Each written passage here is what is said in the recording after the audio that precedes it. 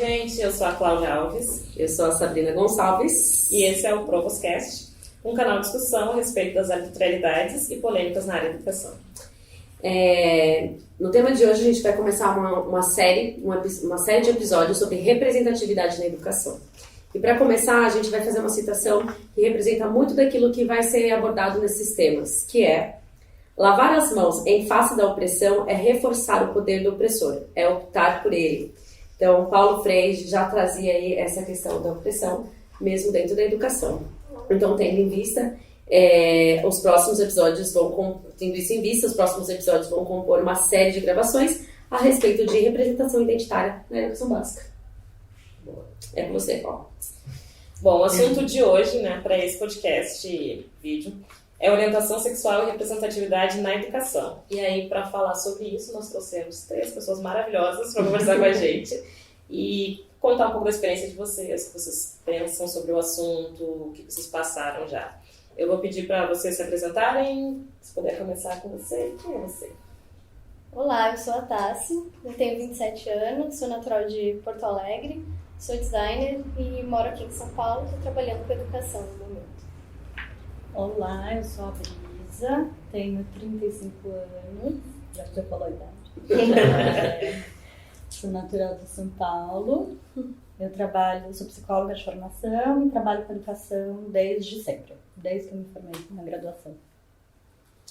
Eu sou Wagner Jorge, eu sou professor de língua portuguesa e literatura, trabalho na rede pública há muitos anos, vai completar 20 anos, e paralelo a isso eu também desenvolvo um trabalho na rede privada e tenho um lado artístico, né? Eu sou ator de teatro e vivo com essas 2 vertentes da minha vida. Quando vocês estudavam, vocês se depararam com uma situação como essa? Ou vocês conviveram com cenas que vocês observaram, vivenciaram, experimentaram algo na escola relacionado a essa mesma temática? Como isso foi como foi a vida escolar de vocês? O que vocês lembram? Se teve alguma cena como essa que viu, que ouviu, que vivenciou? Acho que no meu ensino médio, mas é que já faz muito tempo, já faz uns 10 anos. Então, talvez mais, não sei. Não era falado, não tinha esse tipo de diálogo, ninguém falava sobre isso, não existia nenhuma possibilidade disso existir, pelo menos nos lugares que eu frequentei. Eu fiz escola pública durante o ensino fundamental, lá no Rio Grande do Sul, e aí depois, lá pela 7ª série, eu fui para uma escola católica, minha família inteira é católica. E aí, lá na escola católica, já no ensino fundamental, eu andava com a galera que era mais estranha, sabe? Era o meu grupo, eram as pessoas estranhas. Que no final das contas, eu descobri, me descobrindo também, que todos eram LGBT, ou grande maioria.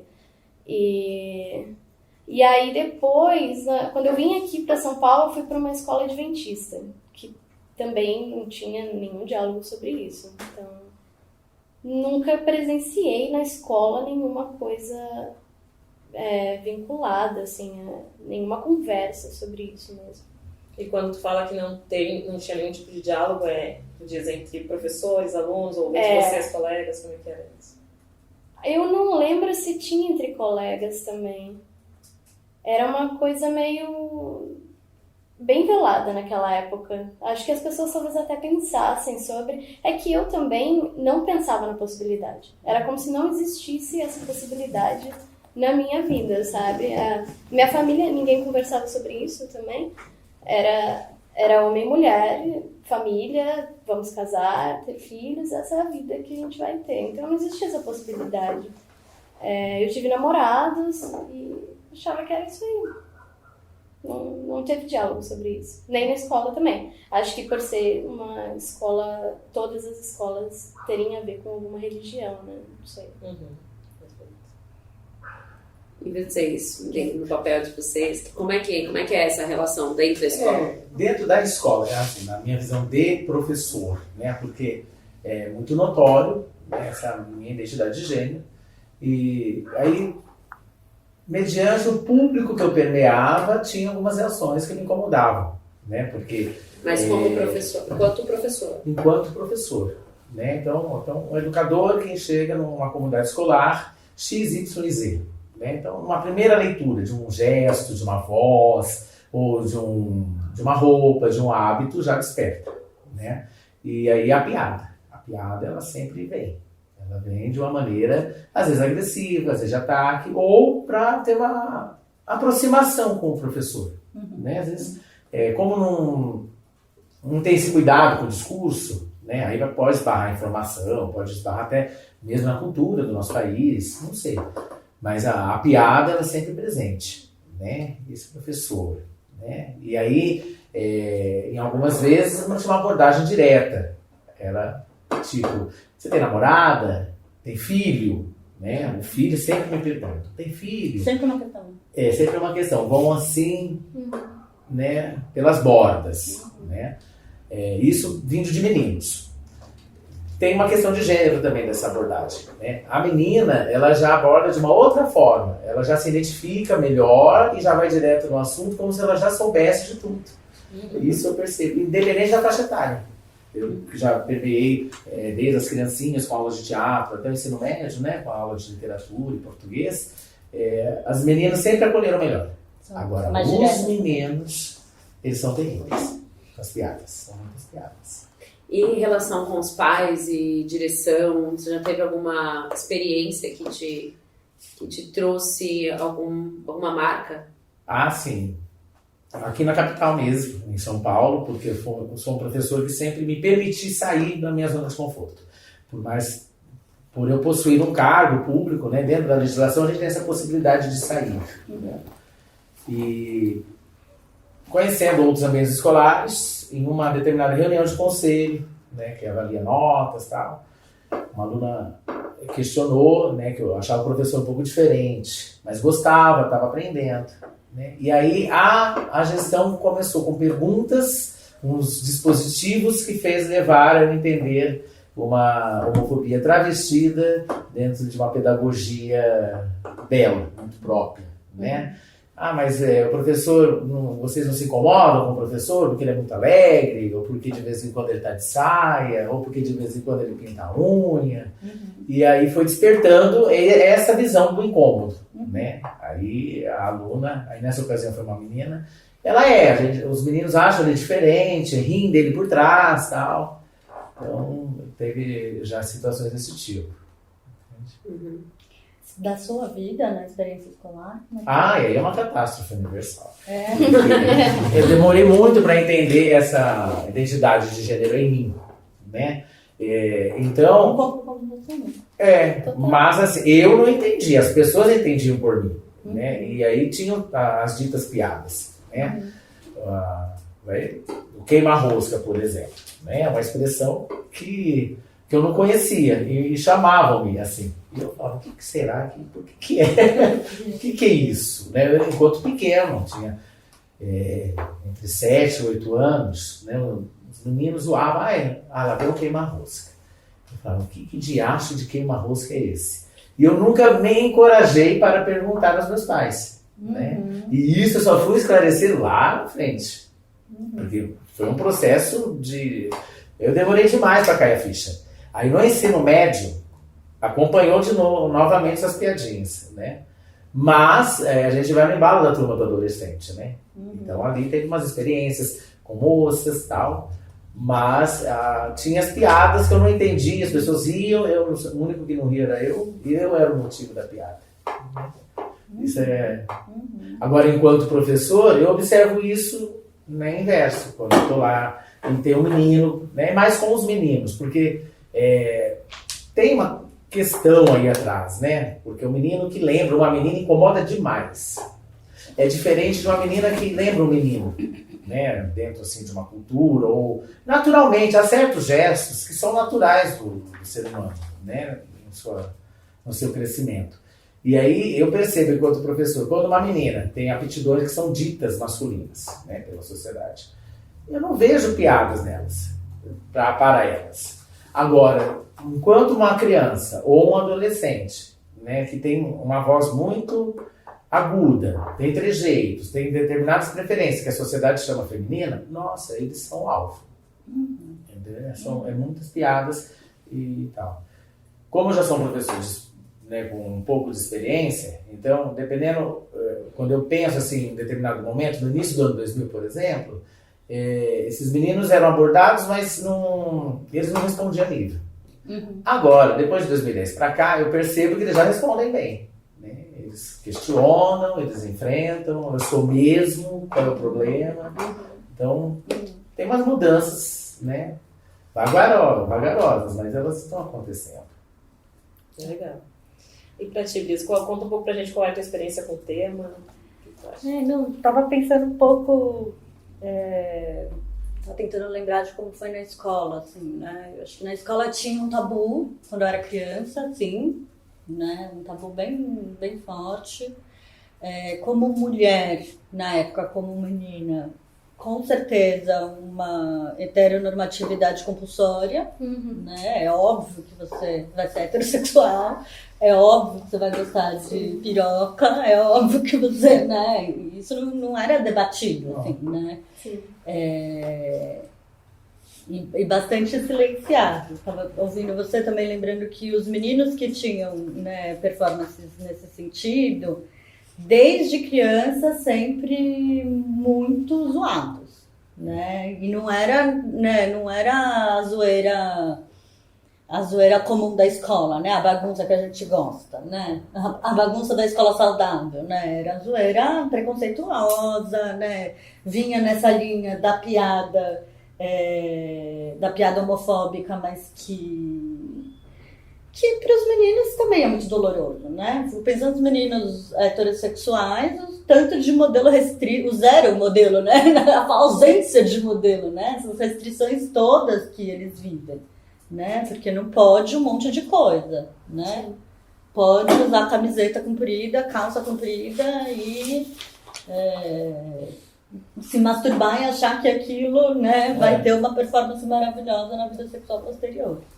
Agora, em relação à orientação sexual, eu gosto do tema, aceitei um pouco também pensando... né, eu acho que tem um marco importante, né, acho que ouvindo o seu relato, assim, da sua própria experiência de vida, acho que tem um marco importante, né, da diferença da época, que é essa geração de quando a gente era criança, que não tinha esse conceito, né, da orientação sexual, tinha o conceito da opção, né, como se ser bi, ser trans, ser hétero fosse uma escolha, né. Então, isso, consequentemente, também leva a uma série de tabus, de silenciamentos, né? Porque a lésbica escolhe ser lésbica, né? E, né, o gay escolhe ser gay, o viado escolhe ser viado. E eu acho que essa mudança histórica, né, de opção, né, do objeto de desejo enquanto escolha, para a identidade... né? É uma mudança que gerou, sim, eu vejo no campo da escola. Acho que da época que eu era criança, que eu estudei, para quando eu passei a trabalhar com escola, passei a trabalhar na educação, primeiro na rede privada, depois na rede pública, tem trazido uma série de elementos muito positivos, na verdade, né? Claro que a piada existe, né, que bosta, na verdade, acho que ela devia acabar, porque ela é cansativa, ela é chata, muda toda a piada, né? Vamos fazer a zoeira de outro jeito, porque esse jeito já não é mais legal. Eles não são nada criativos. Não são nada criativos, exatamente. Não precisamos ser mais criativos, exatamente. Porque as pessoas dizem, né, que o público LGBT é criativo, né? Tem muita iniciativa. Não. A heteronormatividade é criatividade. Parou no tempo e há certas manifestações culturais que colaboram para isso. Agora, nessa época de carnaval, tem as marchinhas, e aí tem marchinhas que a gente tem umas letras que incomodam já, né? Tipo o quê? Olha a cabeleira do Zezé, né? Será que ele Então, essa eu já tô acostumado, né? Ô, Wagner, e esse tipo de como você falou assim, olha a cabeleira do Zezé, será que ele é? Que tipo de impacto vocês acham que esse tipo de brincadeira, esse tipo de interação pode trazer para a vida mesmo escolar, para o desenvolvimento dessas pessoas? Esse tipo de piada, esse tipo de interação. Que impacto que traz isso? Para mim, é negativo sempre, né? Porque quem reproduz, né? E aí tem uma pessoa com aquele perfil, já associa e já coloca naquele lugar. E tem muitas pessoas que, quando abordadas com essas piadas que nunca saíram da mesmice, elas ficam acuadas, né? Porque o grupo prevalece, né? Tem uma maioria ali que está reproduzindo, está te perseguindo, e nem sempre você tem a mesma força para rebater, né? E normalmente essas piadas vindo desses meninos, não vem um menino, é um grupo, né? É um grupo atacando uma única pessoa, né? Então, seja cantando, né? Ou desenhando, então, ou acaba entrando no universo, né? Para sair ali mais sociável da questão, ou ele vai se acuar e vai ficar frustrado e vai se resolver lá para frente sem se resolver, né? Porque infelizmente eu já enterrei amigos que não conseguiram resolver essas questões, né? A gente sabia que eram pessoas, né, sexualmente, né, homossexuais, mas para ele mesmo não estava resolvido aquilo e o tempo de vida não foi suficiente, né? Infelizmente. Não sei se eu te respondi. Mas se eu não te respondi, você puxa de novo. Imparcial, porque também parcial, não é? Porque também acho que é importante, talvez, acho que eu ouvi um pouquinho de vocês também.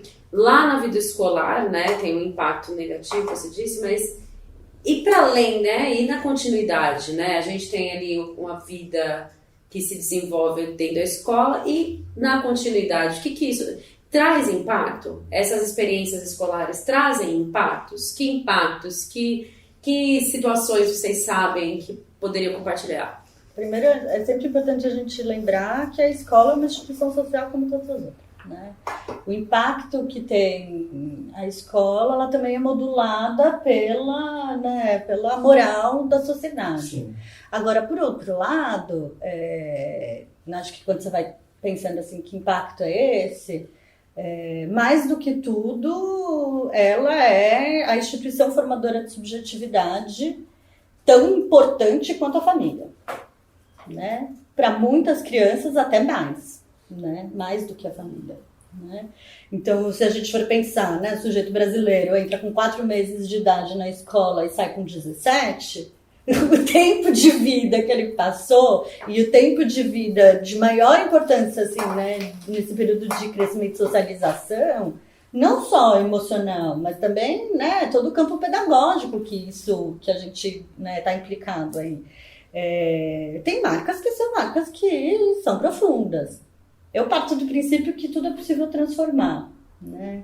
Claro que a gente sabe que a gente enterra amigos porque a própria vida desse sujeito não deu conta para poder viver outras experiências. Que pena, infelizmente, né? E para isso é preciso que essa instituição, sobretudo essa instituição que é a escola, ela possa se transformar, né? Ela tem que mudar, não dá mais, sim, né? Sim. Acho que isso é o fato. Assim, a escola não pode ser um lugar com o qual a diversidade não cabe. Né? Não dá. Eu acho que falta muito a representatividade. Eu senti muito isso, de uma falta de representatividade. E quando você falou que vai de saia da aula, eu falei, cara, que legal, eu queria ter tido um professor que fizesse isso, sabe? Porque é difícil quando você não tem uma referência, você não quer ser o pioneiro naquilo, sabe? Tipo, o que eu vou fazer agora? Não tenho uma referência na família, não tenho referência na escola. Eu sou a única pessoa no mundo assim, sabe? Total, super importante. É legal isso. Te cortei. Desculpa. Essa ausência da representatividade que faz você olhar para si, né? Fala, cara, eu sou o único. E aí o que eu faço com esse único? Porque é aí que acontece muitas vezes do jovem estar numa depressão que é difícil ser resgatado, e aí aquilo que seria a favor, né, de reconhecer uma natureza dentro de si e se corresponder a viver, ele se recolhe e se julga e não quer viver. Sim. Né? É muito triste. Com essas campanhas que nós temos, né, de sensibilização do suicídio, as dinâmicas de escola, elas são bem produtivas, elas parecem simples. Às vezes você faz uma árvore, cola lá, né, um papelzinho com um desejo, um desabafo, e aí você encontra pistas. Eu sou muito atento aos sinais, né? E aí naquela pista de um desabafo triste, né, de vontade de não viver mais, aí você olha quem é que escreveu, aí você já debate com você já se depara com o perfil, né? Falei, poxa, é a namorada ali da menina que não tá colando porque a mãe, né, de uma determinada religião, ela nunca vai resolver aquilo enquanto não for maior, e se ninguém der o suporte, não vai resolver. É bem complexo. Agora, pensando nessa coisa da representatividade, pensei num exemplo que aconteceu semana passada, que eu fiquei sabendo de uma escola na Zona Sul, perto, uma escola pública. Tem a senhora que cuida do portão, ela determina quem entra e quem não entra da forma que ela quer na escola, né? E aí, essas particularidades da escola, como ela funciona, né? Então, tá com shortinhos curtos, volta pra casa, não pode usar shorts curtos, não sei o que. Aí ela manda as meninas de volta pra casa. Tá piriguete, não pode, né? E aí volta pra casa e é a porteira da escola. Sim. E aí a história foi assim, chegou um menino de saia, e ele é homossexual, enfim, chegou de saia, e a porteira falou, você não pode entrar. E aquilo foi um rebuliço tão grande que a turma toda dele foi de saia no dia seguinte. Que aí a molecada, né? Eu acho que é essa alegria que a gente tem.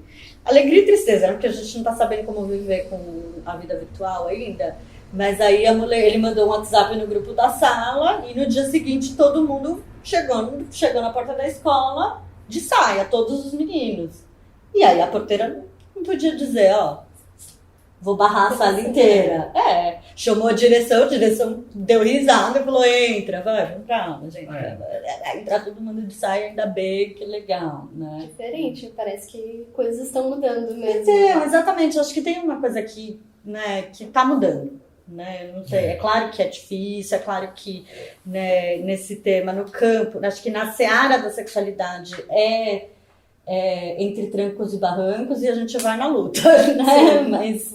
Mas eu percebo que está mudando sim, né? Acho que está mudando um pouco a forma como, né, as juventudes, né? Não existe uma, né? Existem muitas juventudes, com as suas diferentes classes, diferentes cores, diferentes gêneros, né? Mas a forma como as juventudes têm enxergado a sexualidade, né? As meninas também super afim de entender o que é o prazer feminino, né? E os meninos também podendo repensar suas masculinidades, né? E nesse sentido, os gays também, né? Porque também, né, repensar as masculinidades também, né, nessa forma. Sim. E penso que a juventude é super importante nesse momento, porque é justamente a juventude que vai poder contar outros modelos, né? Vai poder dizer pra gente outras formas, né? A gente tá um pouco... Não sei. Será que eu tô falando velha? A sua experiência no ensino superior foi igual à experiência no ensino básico? No superior não, foi outro mundo. Foi uma alegria. Compartilha esse riso. Eu encontrei pessoas parecidas comigo, né? Eu acho que eu fui indo pro lado das artes, eu passei primeiro em artes, e aí eu fiquei pensando, artes visuais, eu pensei, faço, o que eu faço? Eu tava na lista de chamada lá pra design, aí eu vi minha turma entrando, uma galera muito estranha, sabe? Tipo, roupas, cabelos diversos, eu falei, cara, amo essa gente, quero estar lá com eles. Mas aí o design, sei lá o que foi, eu fui pro design. E não me arrependo, foi muito bom, eu puxei várias matérias de artes, eu estive com essas pessoas também, puxei de cinema, fiz vários outros cursos ao mesmo tempo. Foi muito rico, sabe? Eu acho que a faculdade me mudou muito, sabe? Eu virei outra pessoa depois da faculdade. E você... O que faltou? O que faltou para você ter essa felicidade, assim, de bater no peito na educação básica, né? Que é aquela antes da ensino superior. Porque parece que na faculdade foi muito legal, né? E no ensino básico não foi tão legal. Então, o que será que faltou, na sua opinião, na sua experiência? Sei. Eu acho que eu não tinha encontrado a minha galera, talvez. Apesar de eu andar com as pessoas estranhas, assim, do Rio Grande do Sul, andava, e eu sou amiga dessas pessoas até hoje. Acho que eu tive um lapso ali quando eu vim para São Paulo. No ensino médio, era interior paulista, então as pessoas eram muito diferente, sabe? Tipo, era um padrão, tinha um padrão de comportamento. Então, Tassi, mas você não tinha encontrado sua galera ou sua galera era oprimida? Não sei exatamente. Eu acho que na minha turma, eu não sei se tinha alguém realmente, talvez... Não, tinha, lembrei. E era um menino que sofria muito bullying, inclusive. E aí, assim, como eu tava num momento de que... Foi assim, eu me descobri e saí da escola que eu estava, meus pais me tiraram de lá, porque a menina que eu namorava tava lá. E aí eu fui pra outra escola, só que a história me acompanhou, sabe? Era uma cidade pequena, então as pessoas... Acho que a história chegou simultânea a mim, assim. Então quando eu cheguei... Eu era a história. E era uma coisa muito nova na cidade, sabe? Tipo, não tinha ninguém muito assumido, assim. E nem eu, né? Eu tava dentro do armário ainda, mas as pessoas já sabiam. Aí... Então, mas aquilo que você falou sobre a mulher se vestir de homem, eu realmente nunca sofri nenhum bullying na escola. E eu andava com os meninos quando era criança, jogava futebol, andava de skate. Às vezes tinha algumas críticas, tipo, uma menina andando de skate. E eu achava muito legal isso, eu falava, eu ando de skate mesmo.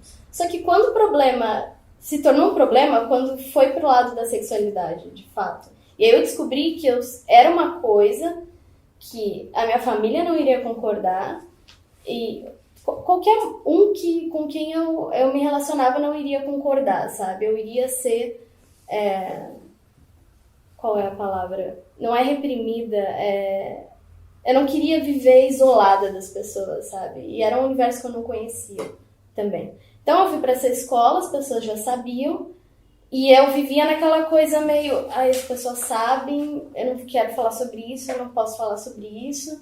As meninas tinham medo de mim, elas não chegavam perto de mim, então eu não tinha muitas amigas naquela época. E os meninos eram uma relação meio esquisita, assim, sabe? Porque era meio... como se eles me vissem como um objeto sexual mesmo, né? De fantasia, sabe? Eu via nas entrelinhas isso.